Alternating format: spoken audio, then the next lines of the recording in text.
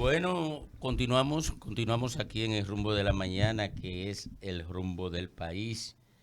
Y hoy tenemos el placer de contar con una visita agradable.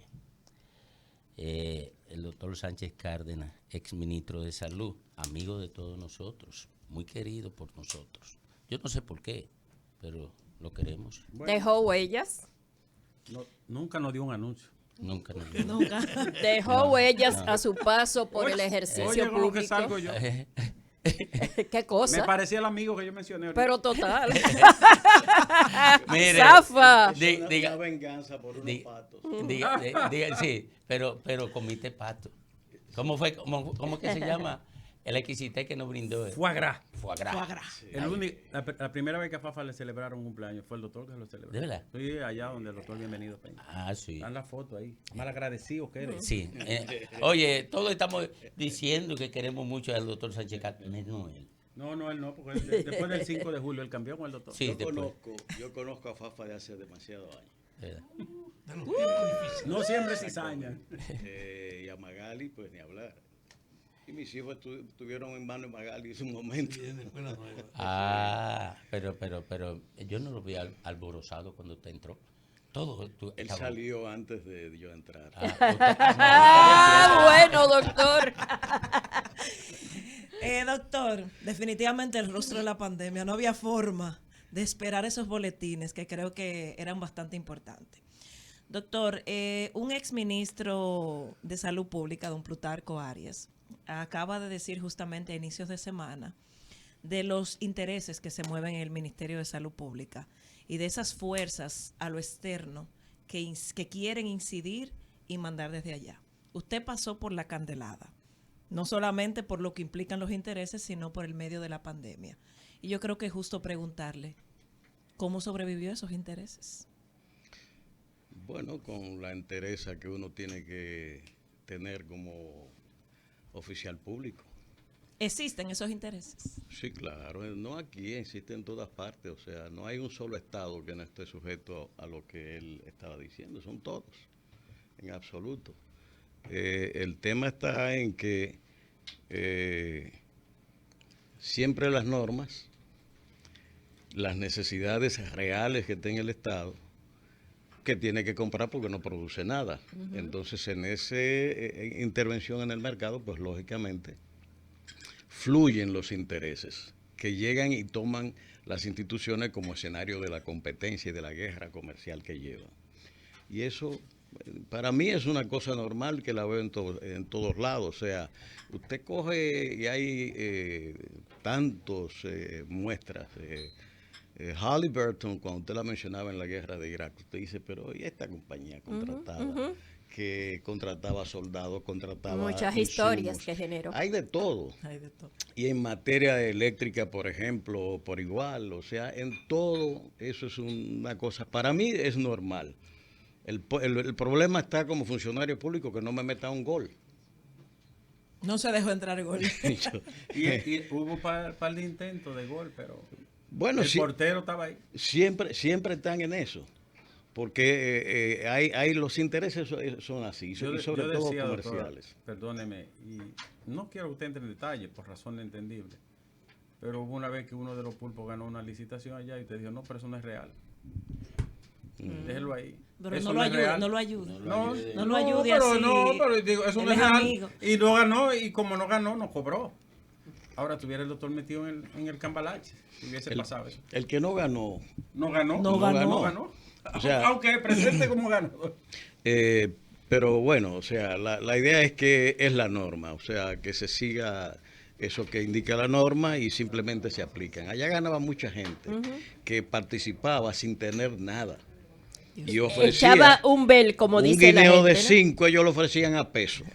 Y lógicamente usted dice, pero ¿cómo puede suplir un guineo a peso? Bueno, llenó todos los requisitos, ganó, y ahora, bueno, pero a la semana tú tienes que entregarme. Tienes que darme 15 días para darte el guineo. Eso es imposible porque los términos te establecen el tiempo en que estamos necesitando las cosas. Entonces la norma establece, si usted no cumple, va al segundo, el tercero y así se van descartando. Ahora, doctor, en función de tu experiencia en una etapa de crisis al frente del ministerio, ¿qué tú le recomendarías a esta actual gestión para adecuarse a las exigencias de su ministerio de hoy? Como pandemia. ¿Sí? Frente al caso de hoy, ¿qué tú le recomendarías con la experiencia que tú tienes al Ministerio de Salud? Bueno, el Ministerio de Salud tiene un elemento, o el gabinete, un elemento a favor en este momento, que es el tema del gran flujo de vacunas que hemos recibido. Eso ha sido una bendición para el país y es un programa que ha ido marchando bien. Le hemos hecho algunas observaciones que nos parecen pertinentes, como la disonancia aquella de la tercera dosis, que siempre hemos dicho que en materia clínica, un paciente que reúne las condiciones y que el clínico que controla todos los elementos en ese sentido puede indicar a ese paciente una tercera dosis. Ahora, cuando se trata no de la clínica, sino de políticas públicas, de salud pública, que es poblacional, estamos hablando de otra cosa. No es que usted va a coger, abra los puntos y métale a todo el mundo tercera dosis, como está hecho, porque está puesta a la libre. Hemos hecho las observaciones, es algo que ya está clarificado por la propia OMS, OPS, por el propio Estados Unidos, el propio Fauci. O sea, eso no significa que a futuro las investigaciones conduzcan y el comportamiento del virus a que se necesite a futuro pues una tercera dosis o un refuerzo, que es otra cosa.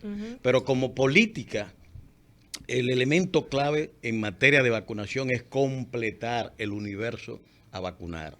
Y en estos momentos, se lo decía al presidente en algún momento en que estuvimos en un intercambio con los partidos políticos, lo que correspondía es concluir las 2 dosis de aquellos que tienen una y del porciento, que hoy está en 30%, que falta por vacunarse.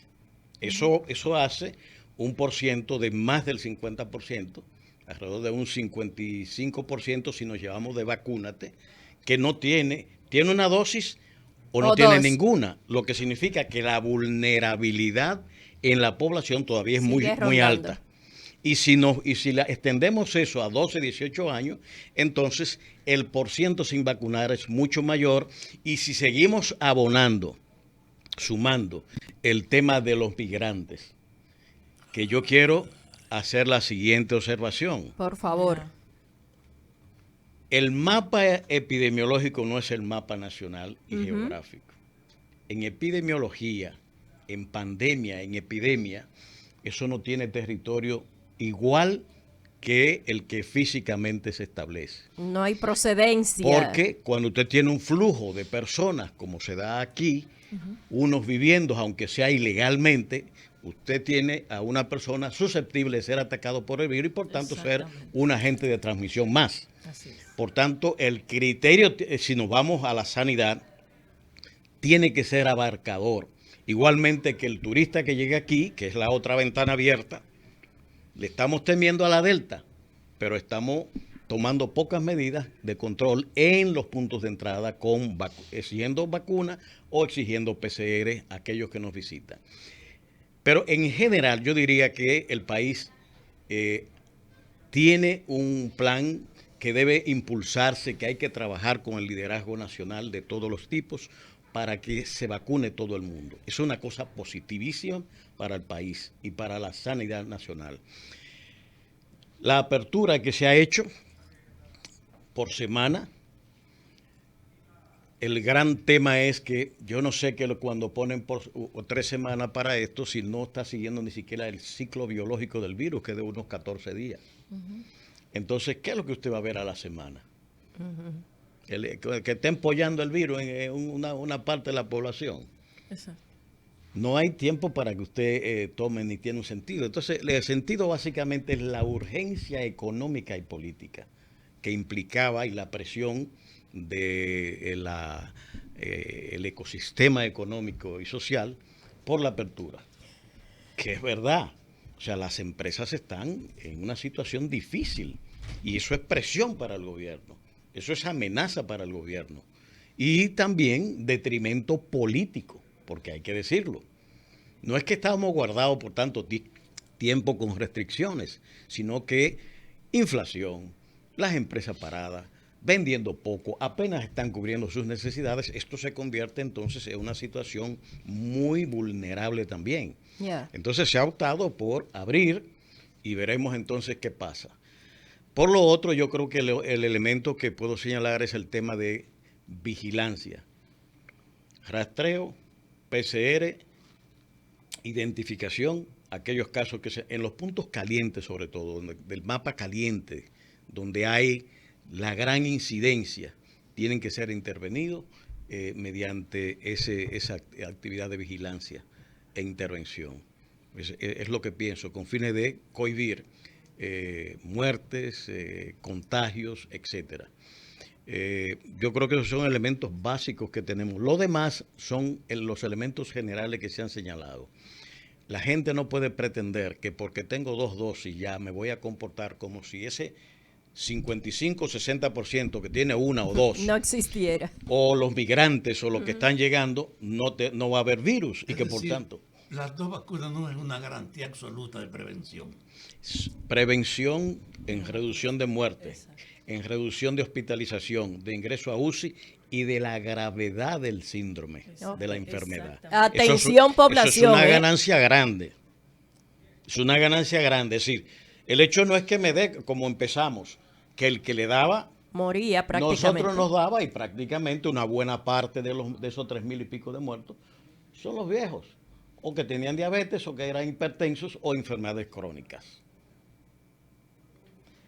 En este caso, pues sencillamente lo que hay que entender es que no es una prevención absoluta en ese sentido.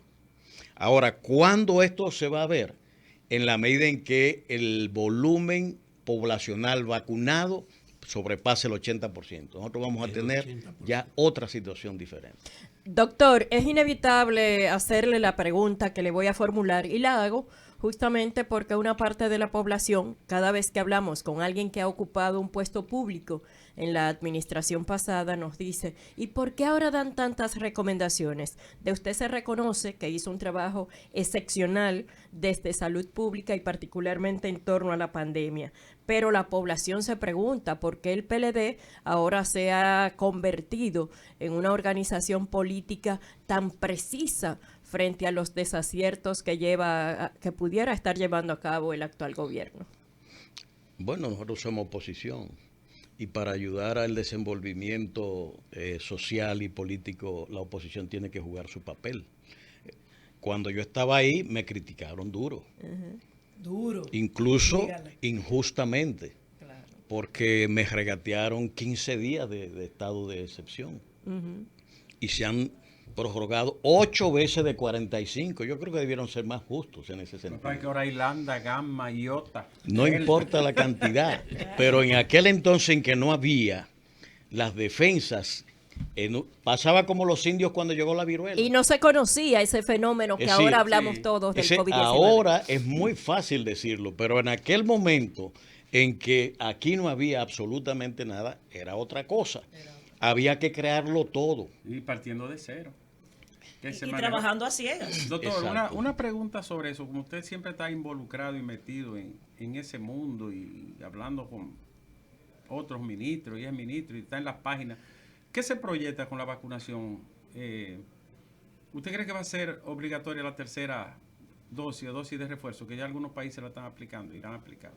¿Qué usted piensa? Los países que la están aplicando no la están aplicando como aquí. Yo explicaba hace un momentito de que estaba de acuerdo en el siguiente sentido como uso clínico, es decir, un paciente, y es bueno diferenciar eso, el enfoque clínico del enfoque de salud pública, que son dos cosas. El enfoque de salud pública es poblacional. Eso es sanitario. El enfoque de clínico es a la cabecera del paciente, con un paciente en el que yo tengo todos los estándares de él estudiados, los tengo a mano. Exacto. Y la observación clínica. Y yo puedo, ante la amenaza de que se pueda contagiar o que ya esté vacunado, optar por poner una tercera dosis para elevar las defensas y defender más la posibilidad de enfermedad de ese paciente. Ahora bien, No hay un solo país que tenga, como se ha establecido aquí, la libertad para la vacuna. El propio Estados Unidos y Fauci dijo, no estamos en eso. Ahora, eso no significa que no se está haciendo estudio. Hay que estudiar y eso es lo que yo he dicho. Esperemos las evidencias si es necesario, porque ni siquiera el tiempo suficiente ha transcurrido. Sí. Los estudios que están saliendo ahora hablan de la inmunidad. Hay un profesor español que acaba de publicar una investigación, un inmunólogo, hablando de la inmunidad celular, tanto de los linfocitos B como de los linfocitos T, que no es lo que se mide aquí cuando se va a hacer un estudio de antígeno, sino la humoral, que es la que mide. Aquí se mide la IgG. Es IgG, exactamente. La inmunoglobulina, una proteína, ¿verdad? Pero la celular no se mide. Y resulta que en la celular está lo que se llama la memoria. La fotografía que se lleva a un archivo y que está en la médula y otros sistemas del organismo, de la economía del organismo, que cuando se presenta de nuevo son capaces de inmediatamente desencadenar una inmunidad plasmática. En términos sencillos, ¿qué es lo que eso quiere decir? Que hay una memoria que O se sea, crea que en el organismo. El organismo va creando y que un recuerdo para siempre, defenderse. ese recuerdo está ahí. Ya. Y en su momento desencadena producción rápida para enfrentar al antígeno o el Y enemigo que eso aquí penetra. no se mide. No, claro que no. Debería ser, Lo que, debería lo medirse, que está doctor. evidenciando es que, por tanto, lo que siempre he dicho, esperemos mayores evidencias para que nos diga en qué momento nosotros tenemos que poner un refuerzo. Ok. Eso no hay nadie ahora mismo que lo pueda decir, porque está claro que los linfocitos B se ha determinado que pueden estar de 8 meses hasta 1 año y más, y hasta 2 años. Y los T hasta 10 años incluso. No. Pero países como Emiratos Árabes Unidos la puso la tercera. Y no ha habido reacciones mayores, sí.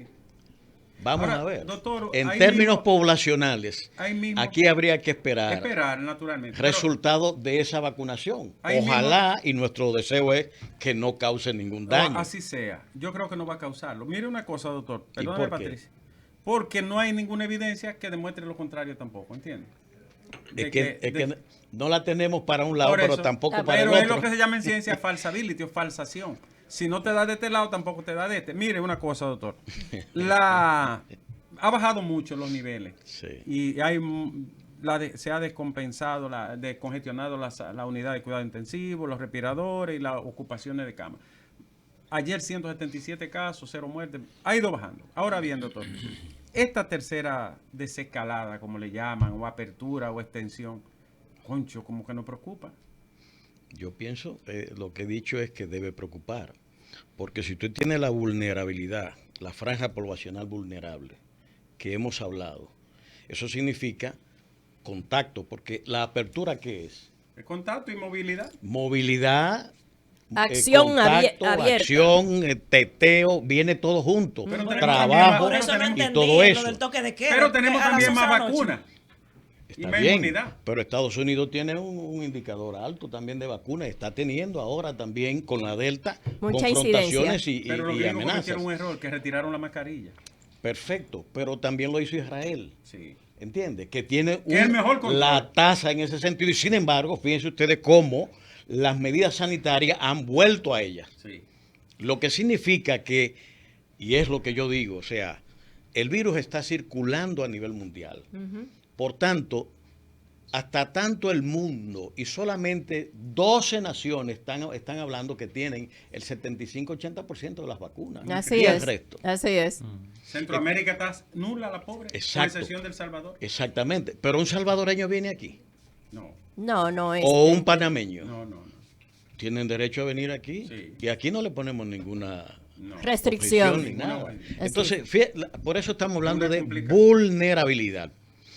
Entonces, medidas sanitarias son obligatorias. El distanciamiento, el uso de mascarilla, las medidas de higiene, evitar las aglomeraciones, evitar los espacios cerrados, ¿verdad? En condiciones de saturación, vamos a decir, aforos, que es algo que hay que ponerle caso aquí en los negocios.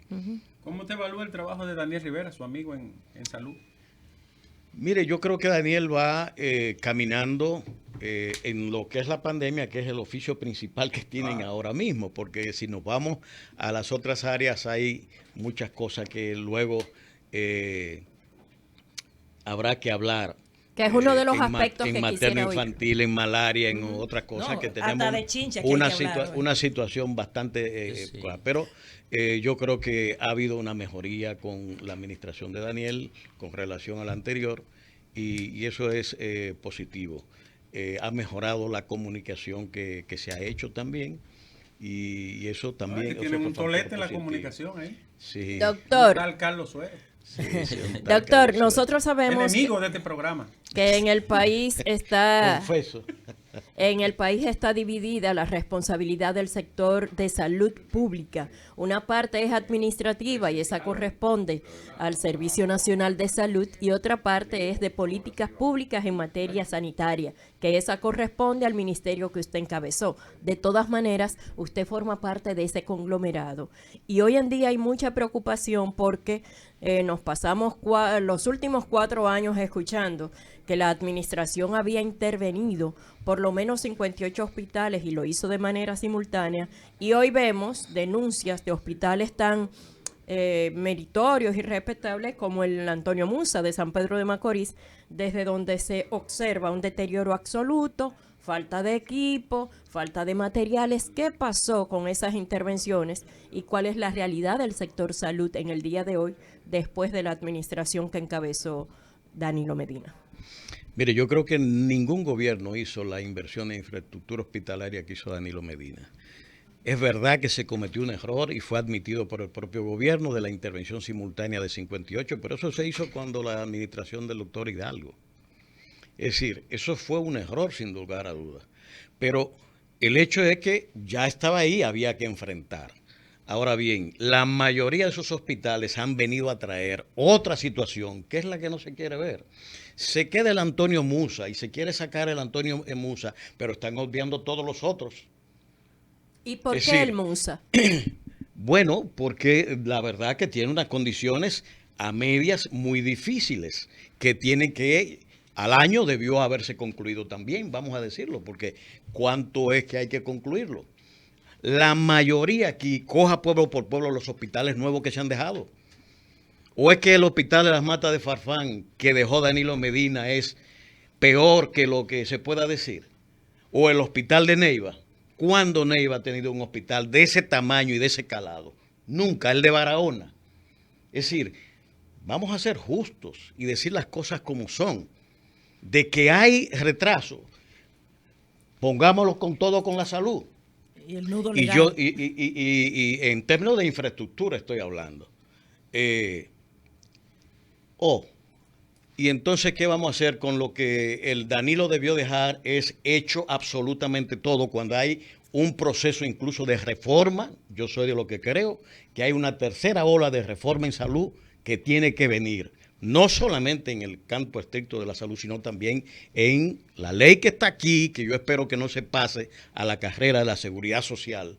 Es algo que tiene que verse, pero también la ley 4201 de salud. Ley General de Salud. Aquí la ley, por ejemplo, ahora que estamos en COVID y que tenemos el problema que tenemos en materno infantil, que debo decir de paso, ¿y por qué no se dice que Danilo Medina bajó a 92 la mortalidad materna? Ha aumentado en los últimos tiempos. No, y eso está por arriba de Está como yo la disparado encontré. otra ¿Entiendes?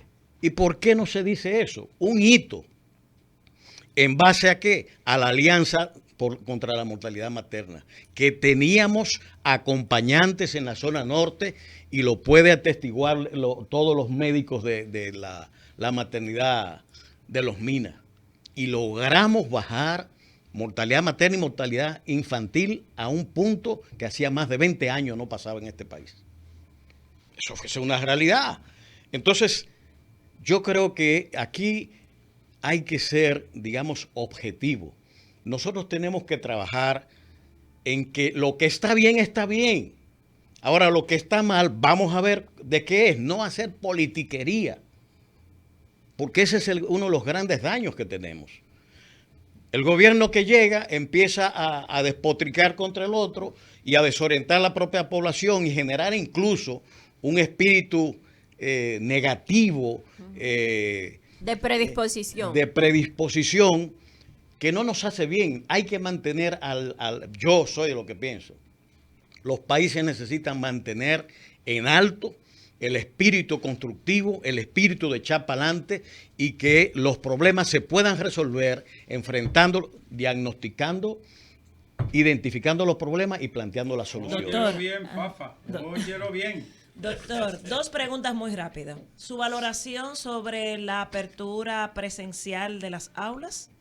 Y dos, ¿por qué siempre los medicamentos de alto costo son como un talón de Aquiles, un dolor de cabeza, se arregla por tiempo y vuelve a ser un problema? Bueno, lo de la apertura de la docencia, la educación tiene que hacer su planificación de su año escolar. Y en este caso tiene que hacer una planificación en el contexto de la pandemia. Tiene que tener ese plan. Ahora, cuando llegue el momento de la apertura, la situación sanitaria es que va a decir si estamos en condiciones de abrir o no. Lo que no puede llegar a ese momento sin planificación. Exacto. Bajo una proyección que dan los datos de hoy. Para abrir, en todas partes se habla que tenemos que estar en 5% menos de la positividad. Y eso nos permitiría, si vacunamos los profesores, los mayores de 12 años, etcétera, tener más controles. Y que los padres también estén vacunados de manera que eso pueda crear un ambiente que permita la presencialidad. Porque, y esa es una tareita que viene por ahí, evaluar el año escolar pasado y el efecto que ha tenido en la educación nacional es una gran tarea de todos. Porque esto ha sido una amenaza no solamente para nosotros, que no se mide como el que esté en la cama o muera en un hospital. Los niños están ahí. Los retrasos que eso ha implicado y los daños que la pandemia le ha causado, hay que verlo, porque eso está atacando una de las partes sensibles del desarrollo nacional. Entonces yo creo que esa planificación tiene que hacerse y ya en su momento veremos cómo está la situación sanitaria y en qué medida. Aquí hay poblaciones que tienen indicadores bajos y que pudieran perfectamente abrir. Lo otro que tiene que ver con los medicamentos de alto con costo. los medicamentos de alto costo. Bueno, nosotros dejamos una situación bastante positiva con alto costo y me fui satisfecho porque con los cambios que íbamos haciendo,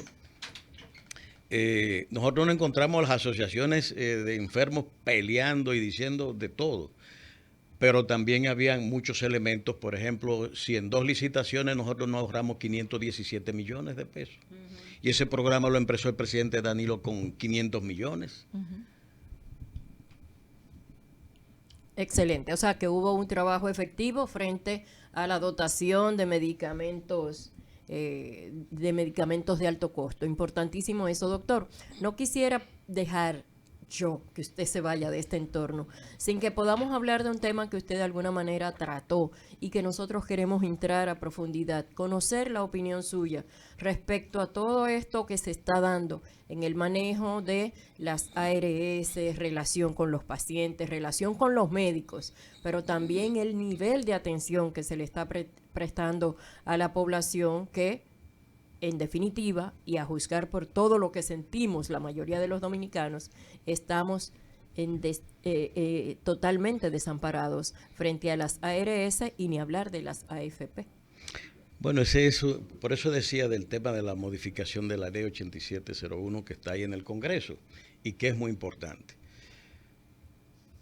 Usted solamente tiene que tomar un indicador para saber si eso está funcionando bien o no. El gasto de bolsillo, ¿de cuánto es? Bueno, doctor. Estaba en 44 antes de cada 100 pesos que se gasta en salud, la gente tiene que sacar de su bolsillo 44, antes de la pandemia. Después de la pandemia, no conozco un estudio actuarial que me diga cuánto es. Pero le podemos ¿Entiendes? decir que es mucho más, porque incluso Pero debemos cubrir evidentemente, otros servicios. lo más probable es que haya subido. Por tanto, un sistema que queda en manos, un 50% del costo en manos de los ciudadanos, tiene un problema. Claro. Entonces, aquí hay que plantearse eso. Y no quiero hablar de AFP. No. Y los fondos de pensiones, que lo quiero poner un poco aparte y centrarnos en ARS. Es evidente de que el ciudadano no está siendo bien servido en materia de atención sanitaria. que hay mucho que hacer todavía, pero ya tenemos el 100% de la población en la seguridad social. Ya lo sabe. Entonces, aquí hay eje, y por eso hablaba de la modificación de la 4201. Está ahí el tema de la atención primaria. ¿Por qué no ha podido empezar la atención primaria, que es lo que lleva la salud a la cercanía, al hogar de la gente? Es el que puede detectar a tiempo las situaciones, es el que puede dar seguimiento a todos los problemas y hacer referimiento. ¿Por qué no se ha hecho eso? Porque la inversión en el primer nivel es prácticamente nula. Y primer nivel no es atención primaria. La atención primaria opera a todos los niveles. Pero es el nivel que necesita inversión. No es en el segundo o tercer nivel la gran inversión que hay que hacer. Es abajo, la que está cerca de la gente, la que resuelve, la que diagnostica. Es ahí. Y eso implica definir el tema de la atención primaria, definir política de recursos humanos. Aquí tenemos un problema en la formación de recursos humanos, dejémonos de tontería. La calidad de la formación médica, y coja por ahí la masificación que tienen las escuelas de medicina en este país. ¿Y de dónde vamos nosotros a tener más de 60 o 70 mil estudiantes de medicina nada más? ¿Para dónde van? Puede verse como una debilidad de las pasadas gestiones el no haber enfocado esa estructura de atención primaria en todo el país. Son de las fallas también que han quedado, son los lastres que van quedando. Y aquí viene la primera pregunta de los intereses que hablaban. Es decir, no es que yo empecé mi discurso que quería meter atención primaria. Y te dejamos un documento hecho para enfrentar, buscar una brecha por la cual empezar la atención primaria y reforzamiento del primer nivel. Pero no se pudo. Es más, la mesa, ustedes recordarán, cuando yo inicié, una mesa de diálogo, que estaban las ARS, estaba el Colegio Médico, estábamos todos allí. Sí. Y eso poco a poco fue, cuando llegaron las responsabilidades de usted traer esto, o sea, se repajuiló todo. Y cada quien cogió por su lado. Entonces, aquí hay un serio problema que tiene que pasar por un compromiso político para poder romper con eso. Porque el que está pagando eso es justamente el ciudadano. Y después que esos intereses se enquistan, es difícil sacarlo de ahí. Gracias, muchísimas gracias, doctor, por acompañarnos en este interesante Yo creía que Fafa iba a hablar más. No, que no. Él no porque está, ella habló en la mañana él no temprano. él no está bien con usted. No, parece que Ahí hay un problema. Él volvió a cumplir años, Fafa volvió a cumplir años. Hay una cosita, hay una cosita. Además, usted vino muy a la ofensiva. Pero es ahí, es por ahí que anda el tema. Gracias, doctor. Fue sutil, Fafa y pero- yo siempre hemos discutido las adversidades y la convergencia que tenemos. Dice Fafa de los tiempos difíciles, ¿no? No, Exactamente. compañero de los tiempos Exactamente, difíciles, o sea- con un inmenso respeto mutuo para tener las diferencias. Así Ay, Fafa se está transando. No, él tiene problemas ya. Rumbo de